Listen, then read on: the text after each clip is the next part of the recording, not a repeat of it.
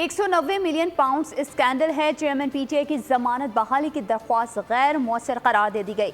नैब गिरफ्तार कर चुका है। दरख्वास्त जमानत कबल अज गिरफ्तारी गैर मौसर हो गई है। अदालत के मार्क्स के इस्लामाबाद हाई कोर्ट ने तोशाखाना केस में दरख्वास्त जमानत बहाल कर दी है। आपको ये खबर दे रहे हैं 190 मिलियन पाउंड स्कैंडल केस के हवाले से, जहां चेयरमैन पीटीआई की जमानत बहाली की दरख्वास्त गैर मौसर करार दे दी गई। नैब गिरफ्तार कर चुका। दरख्वास्त जमानत कबल अज गिरफ्तारी है गैर मौसर हो गई है। मजीद तफसीलात जानेंगे एहतिशाम कियानी से। जी एहतिशाम।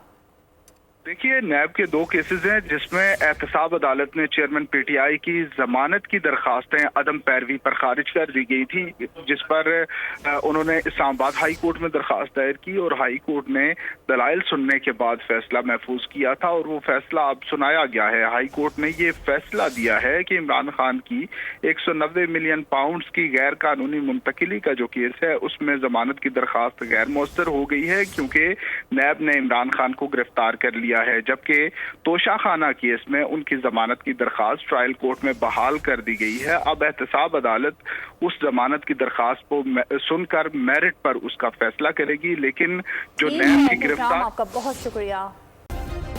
सब्सक्राइब करें और बेल दबाएं ताकि कोई खबर रह न जाए।